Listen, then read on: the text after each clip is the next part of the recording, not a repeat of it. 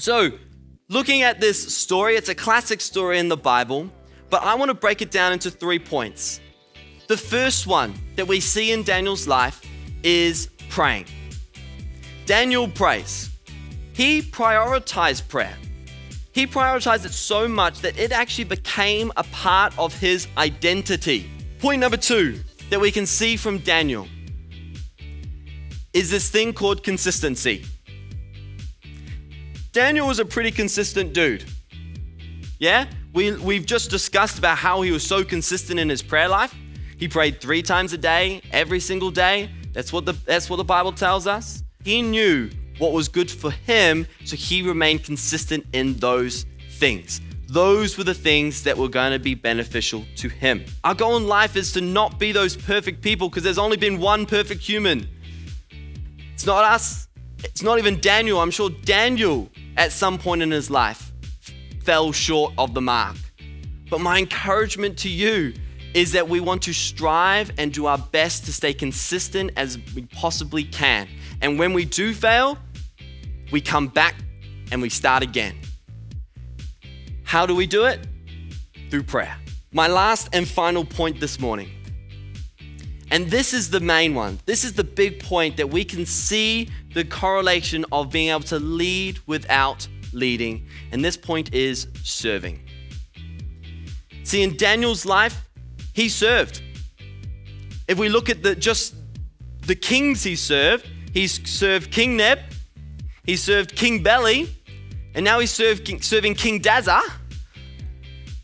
And while he's serving these 3 kings, there's one person he's served the whole time, and that is our living God. Because our living God is the King of Kings.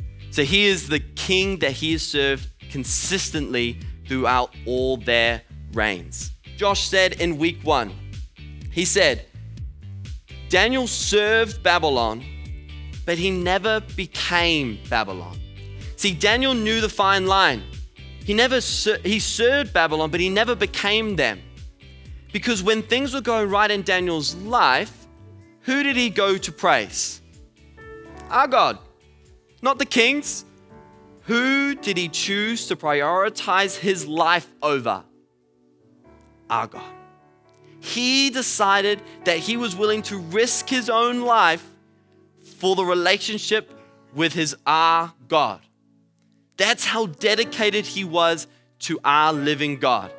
That is the person he served the most. And we see in every moment up till now, we see because of this, God is able to use Daniel to show his miraculous power, grace, and love. You see, Daniel is this example to lead without leading because God was able to use who he was to show God's own power, love, and grace.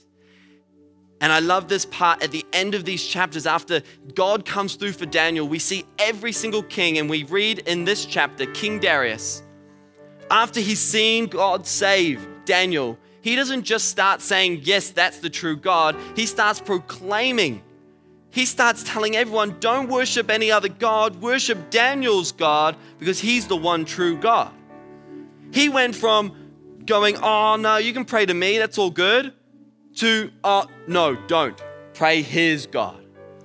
Because of who Daniel was, King Darius was able to see God's power and then to start believing. That is to lead without leading. And how did Daniel do this so well? Through prayer and consistency. We can't do it on our own strength. To maintain that kind of prayer life, to maintain that ongoing relationship, is how we maintain the consistency.